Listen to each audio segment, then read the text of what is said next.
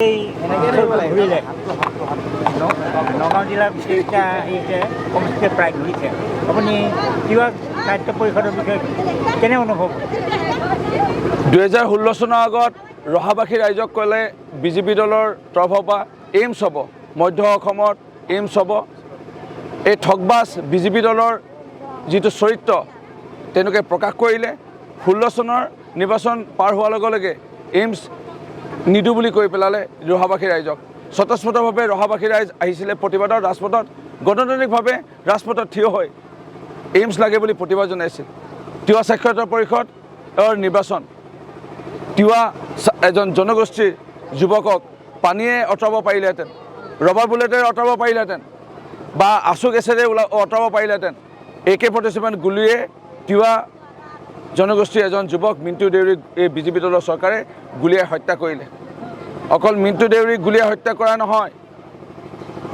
মিণ্টু দেউৰীৰ সহধৰ্মিনীক ৰাইজে যেতিয়া দাবী কৰিলে সংস্থাপন দিব লাগে চাকৰি নামত চাকৰি দিছিল 2 বছৰ চাকৰি কৰাৰ পিছতো এগৰাকী জনজাতি বিধৱা মহিলাক 2 বছৰ চাকৰি কৰাৰ পিছতো 1 টকা দৰমহা নিদিলে বিজেপি দলৰ চৰকাৰে বিজেপি দলৰ ডাঙৰ ডাঙৰ মন্ত্ৰী বিধায়ক এবাৰ খবৰ নললে সেই আইগৰাকীৰ খাবলৈ পাইছে নাই দৰমহা পাইছে নাই খবৰ নললে সেয়েহে বিজেপি দলৰ এই যিটো চৰিত্ৰ নিৰ্বাচনৰ আগত প্ৰতিষ্ঠি ৰক্ষা নকৰা নিৰ্বাচনৰ আগত জনজাতি দাদা ভাই ভণ্টি বাইদেউ নব আমাৰ আপোন আমুক বুলি কোৱা নিৰ্বাচনৰ আগত আৰু নিৰ্বাচন জিকি যোৱাৰ পিছত তেওঁলোক কাৰো যে নহয় এইটো তেওঁলোকে প্ৰমাণ কৰিছিল মিণ্টু দেউৰীৰ সহধৰ্মিনীক গুলীয়াই হত্যা কৰাৰ পিছত সংস্থাপন দিও 2 বছৰ চাকৰি কৰাৰ পিছত দৰমহা নিদিয়াটো তিৱা সাক্ষৰতা পৰিষদৰ এই নিৰ্বাচনত মিণ্টু দেউৰীৰ হত্যাকাণ্ডৰ নিশ্চয় উচিত বিচাৰ তিৱা অকল লোকসকলে নহয় এই সাক্ষৰতা পৰিষদৰ সমূহ ৰাইজে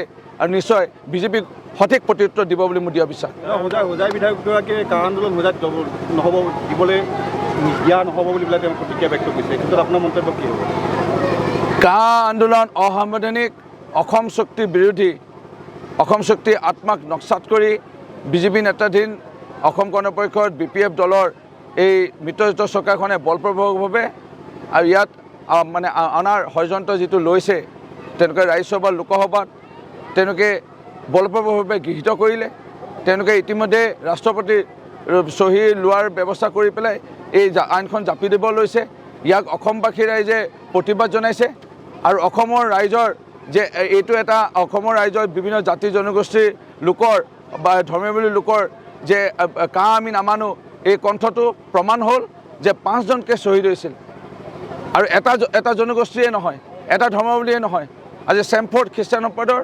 দীপাঞ্জল দাস সমূহ অসমবাসী ৰাইজৰ প্ৰতিনিধিত্ব কৰাৰ দৰে আজি আব্দুল আলিম এজন সংখ্যালঘুৰ মুছলমান লোকৰ সন্তান হিচাপে এজন বিজেন্দ্ৰ পাঙিং সমূহ অসমত জনজাতিৰ লোকৰ হৈ পেলাই তেওঁ বলিদান দিয়াৰ দৰে হ'ল ঈশ্বৰ নায়ক 1,20,00,000 ওচৰাওচি আদিবাসী চাহ জনগোষ্ঠীৰ লোকসকলৰ প্ৰতিনিধিত্ব ঈশ্বৰ নায়কৰ যিটো বলিদানে প্ৰমাণ কৰিছে অৰ্থাৎ আমি কেতিয়াও নামানো অসমবাসী ৰাইজে আমি কৈ আহিছিলোঁ আজি কৈছোঁ আমি ভৱিষ্যতে ক'ম চিলেক্টৰ দেৱে যিটো কৈছে তেওঁ ভোটৰ ৰাজনীতিৰ কাৰণে ক'ব পাৰে কিন্তু এই ক্ষেত্ৰত ইয়াৰ হোজাইবাসী ৰাইজে ইয়াৰ সময়ত প্ৰত্যুত্তৰ তেখেতক দিব বুলি আমাৰ দৃঢ় বিশ্বাস আমি অন্য দলৰ নিচিনাকৈ ফিটাই মাৰি ইমান আসন পাম বুলি আমি ক'ব বিচৰা নাই কিন্তু আমাৰ দৃঢ় বিশ্বাস তিৱা সাক্ষৰতা পৰিষদৰ এই নিৰ্বাচনত কংগ্ৰেছৰ আমাৰ চৰকাৰ হ'ব আৰু আমাৰ কেওটা আমি তাত EMৰ পৰা আদি কৰি শুক্ৰেশ্বৰী বাইদেউ যি এটা সময়ত সদস্য আছিল এইবাৰ পুনৰ তেওঁ জয়ী হ'ব আৰু তেখেতে আমাৰ ৰঞ্জিত বসুমতাৰী তেওঁলোক জয়ী হ'ব আৰু EM পাব এই ব্ৰহ্মপুৰ সমষ্টিৰ পৰা নিশ্চয় দুজনে আমাৰ খুব বিপুল ভোটত জয়ী হ'ব মোৰ দৃঢ় বিশ্বাস পৰাজয়ৰ ক্ষেত্ৰত আপোনাৰ কেনেকুৱা হ'ব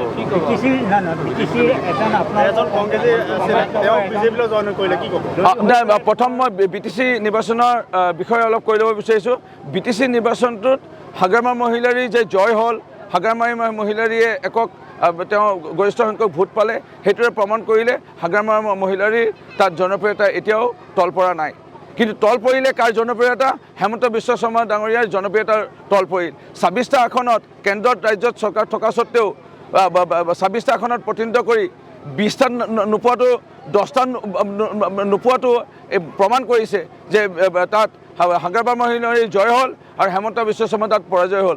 থাকিল কথা ADF-ৰ লগত মিত্ৰতাত ক'ৰবাত অকণমান আমাৰ যে ক্ষতি কৰিলে সেইটোতো টেককৈ স্বীকাৰ কৰিব লগা বিষয়। ইয়াৰ পৰা কংগ্ৰেছৰ এটাই আমাৰ লাভ হ'ল, আমি এটা শিক্ষা পাইছোঁ যে অনাগত ভৱিষ্যতৰ দিনত যি 5 মাহৰ পিছত আমাৰ যি 21 চনৰ বিধানসভা নিৰ্বাচন আহি আছে, সেই নিৰ্বাচনলৈ আমি ভাল ধৰণে এতিয়াৰ পৰা ব্যাপক এটা প্ৰস্তুতি চলাব পাৰিম আমি অকলে যুঁজাৰ ক্ষেত্ৰত। সেইকাৰণে আমি কংগ্ৰেছৰ কাৰণে মোৰ ধাৰণা আমি লাভান্বিত হৈছোঁ, আমি এটা শিক্ষা পাইছোঁ।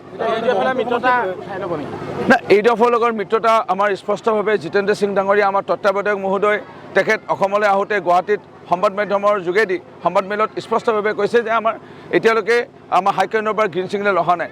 বৰাকত তেখেতে আজিৰ পৰা 10 দিনৰ আগত যাওঁতে স্পষ্টভাৱে ৰাজহুৱা সভাত আৰু সাংবাদিকৰ আগত কৈছে যে এতিয়াও আমাৰ গ্ৰীণ ছিগনেল অহা নাই, অৰ্থাৎ সেউজ সংকেত আমাৰ হাইকমাণ্ডৰ পৰা ঊৰ্ধ্বতম কৰ্তব্যৰ পৰা অহা নাই।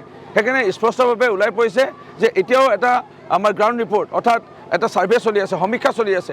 তেখেতে জিতেন্দ্ৰ সিং ডাঙৰীয়া আমাৰ তত্ত্বাৱধায়ক মহোদয়ে প্ৰত্যেক সমষ্টিতে মানুহ পঠিয়াই সমীক্ষা চলাই আছে যে মিত্ৰতা কৰিলে কিমান লাভ হ'ব নে লোকচান হ'ব। সেই সমীক্ষাৰ পিছতে আমাৰ চাগে নিশ্চয় সিদ্ধান্ত ল'ব, কিন্তু এতিয়ালৈকে চূড়ান্ত সিদ্ধান্ত হোৱা নাই। কাৰণ আপুনি ব্ৰহ্মপুৰ সমষ্টিত প্ৰত্যেকটো নিৰ্বাচনতে আহি আছে, হয়। এতিয়া ব্ৰহ্মপুৰ সমষ্টিত কংগ্ৰেছৰ স্থিতি কেনেকুৱা বা আপোনালোকৰ কেন্দ্ৰীয় যিখন দুজনটো কেন্দ্ৰীয়ত আছে?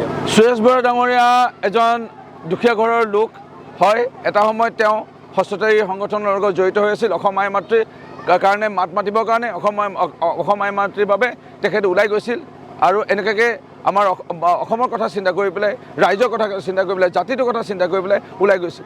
আজি তেখেত সাধাৰণ এজন সমাজকৰ্মী, 2-এটা ব্যৱসায়ীৰ লগত জড়িত কৰি তেওঁ 2 টকামান টকা কমাইছিল আৰু এনেকুৱাকৈ দুখীয়া মানুহক দান দিয়ে।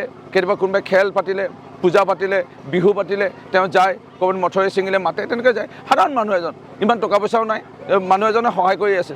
তেওঁ প্ৰতিনিধিত্ব কৰি পেলাই যোৱাটো নিৰ্বাচনত মাত্ৰ 3-4 হাজাৰ প্ৰাক্তন ছবাৰকৈ বিধায়ক, 2বাৰকৈ মুখ্যমন্ত্ৰীৰ লগত 3-4 হাজাৰ ভোটৰ ব্যৱধানতে হাৰিছিল।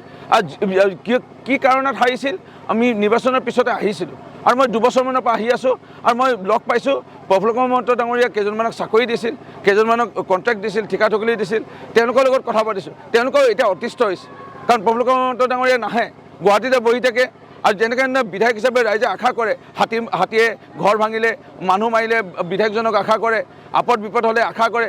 প্ৰফুল্ল মহন্ত সময় দিব পৰা নাই, টাইম দিব পৰা নাই, অলপ বয়স হৈছে, অসুস্থ হৈছে, যাৰ কাৰণে চবেই বিচাৰিছে যে সুৰেশ বৰা ডাঙৰীয়া আহক, ব্ৰহ্মপুৰ সমষ্টি আৰু পিছুৱাই যাব নালাগে। সেইকাৰণে সুৰেশ বৰা ডাঙৰীয়া যিটো যোৱাবাৰ মাত্ৰ 3,000-4 হাজাৰ ভোটত যিটো হাৰিছিল, এইবাৰ তাতকৈ বহুত ব্যাপক এটা ভোটৰ ব্যৱধানত প্ৰফুল্ল মহন্ত ডাঙৰীয়াক পৰাজয় কৰিবলৈ তেওঁ প্ৰস্তুতি ইতিমধ্যে আগবাঢ়িছে। মহন্তক কিবা অৱসৰ ল'বলৈ আহ্বান জনাব নেকি? কাক? মহন্তক? না, প্ৰফুল্ল মহন্ত ডাঙৰীয়া মই জনাত তেখেত এজন খুব ভাল ব্যক্তি আৰু 2বাৰকৈ মুখ্যমন্ত্ৰী, যথেষ্ট অভিজ্ঞতাপূৰ্ণ ব্যক্তি। কংগ্ৰেছ চৰকাৰ হৈ আছে 2021-ত। তেওঁ আহক, ৰাজ্যসভা আমি সাংসদ দিম আৰু কেন্দ্ৰত পৰৱৰ্তী সময়ত নিশ্চয় চৰকাৰ হ'ব। আজি চাকৰি দিব নোৱাৰা কেন্দ্ৰ ৰাজ্য চৰকাৰৰ দিনত আজি যুৱকসকল অতিষ্ঠ হৈছে। পৰীক্ষা বহি ফাদিল হোৱাই হওক, মূল্য বৃদ্ধিয়ে হওক, জুৰুলা কৰি পেলোৱা, কাগজ কল বন্ধ হোৱাৰ পৰা আদি কৰি কেইখন চাহ বাগান এতিয়া বন্ধ হৈ পৰিল। কংগ্ৰেছ চৰকাৰ দিনত এনেকৈ হোৱা নাছিল। ডিজেল পেট্ৰলৰ মূল্য বৃদ্ধিয়ে হওক, আজি দেশবাসী ৰাইজক, অসমবাসী ৰাইজক জুৰুলা কৰি পেলাইছে। হিন্দু মুছলমান বুলি পেলাই ৰাজনীতি খেল থকা এই BJP দলৰ চৰকাৰক সময়ে সময়ে ৰাইজে প্ৰত্যুত্তৰ দিব।